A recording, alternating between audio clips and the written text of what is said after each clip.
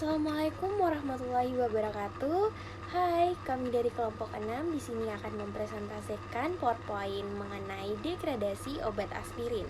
Sebelumnya, perkenalkan nama saya Dinda Miranda Fitria dengan NIM O1A1221110 sebagai pemateri pertama bersama dengan teman saya Asni Rianton dengan NIM O1A1220111,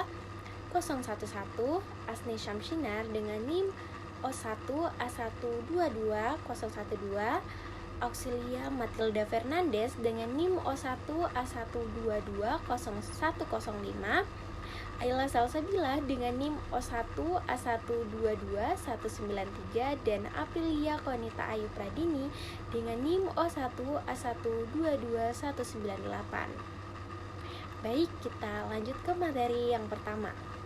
Yang pertama adalah degradasi obat. Degradasi obat adalah perubahan senyawa obat dari senyawa yang kompleks menjadi senyawa yang lebih sederhana atau kecil, atau dari senyawa yang aktif menjadi senyawa yang inaktif. Hal ini dapat terjadi karena perubahan fisik, perubahan kimia, pengaruh cahaya, dan pengaruh mikroorganisme. Selanjutnya adalah pengertian aspirin atau asetosal. Asetosal atau asam asetil salisilat merupakan jenis obat turunan salisilat. Asetosal adalah asam 2-asetil benzoat asam asetat yang memiliki rumus molekul C9H8O4 dengan berat molekul 180,16 gram per molaritas dengan kelarutan dalam air 3 mg per mililiter dalam 20 derajat Celcius. Titik leleh dari asetosal adalah 135 derajat Celcius yang merupakan kristal dengan pemberian serbuk berwarna putih dan tidak memiliki bau yang kuat.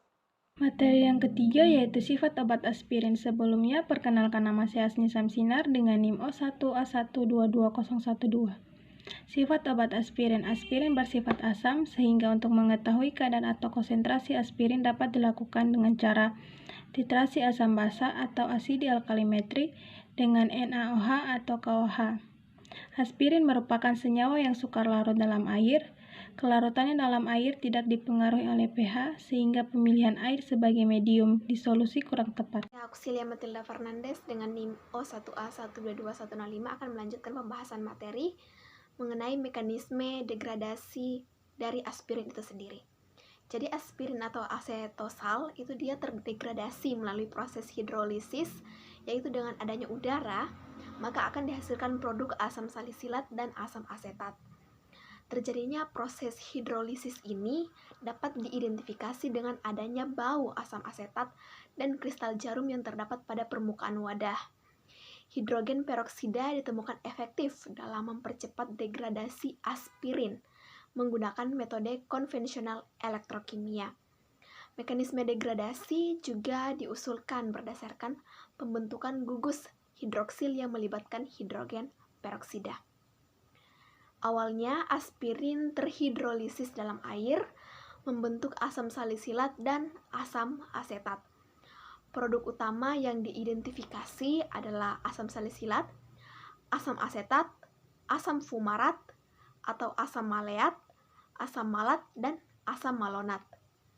Asam salisilat teroksidasi menjadi 1,2-dihidroksibenzena yang selanjutnya teroksidasi menjadi hidrokuinon. Sementara bagian dari asam salisilat juga teroksidasi menjadi asam 2,3-dihidroksibenzoat. Itu kurang menonjol dibandingkan reaksi pembentukan 1,2-hidroksibenzena. Hidrokuinon dihidroksilasi menjadi benzokuinon yang tidak stabil dalam perairan, mengalami pembukaan cincin, diikuti oleh oksidasi lebih lanjut menjadi asam mukonat. Penambahan radikal hidroksil pada ikatan rangkap mukonat menghasilkan asam maleat dan asam oksalat. Asam maleat atau asam fumarat kemudian teroksidasi menjadi asam malat yang merupakan prekursor dari asam malonat. Asam malonat selanjutnya menghasilkan asam asetat dan karbon dioksida. Asam oksalat teroksidasi menjadi CO2 melalui pembentukan format asam atau asam format. Asam asetat yang diamati terbentuk baik oleh hidrolisis aspirin pada tahap awal maupun oksidasi asam malonat. kemudian dioksidasi menjadi CO2 melalui pembentukan CH4, C2H3, cocok dengan jalur reaksi degradasi. Assalamualaikum warahmatullahi wabarakatuh. Perkenalkan, nama saya Asni Rianton dengan NIM O1A1222011 akan melanjutkan materi tentang degradasi obat aspirin, yaitu efek samping obat aspirin.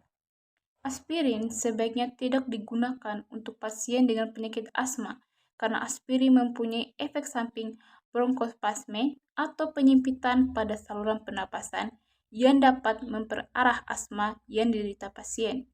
Penggunaan aspirin dalam dosis yang terlalu tinggi dapat menyebabkan beberapa indikasi dan dampak negatif, yaitu iritasi lambung, pendarahan, perforasi, atau kebocoran lambung, serta memperlambat aktivitas trombosit. Saya akan menjelaskan materi yang keenam, yaitu manfaat obat aspirin.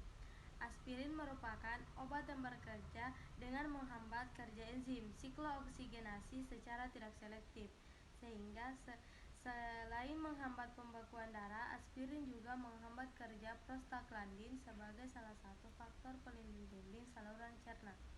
Acetosol yang sering dikenal sebagai aspirin digunakan oleh masyarakat luas sebagai analgesik atau penahan rasa sakit atau nyeri minor, antipiterik atau penurun demam, dan antiinflamasi atau peredam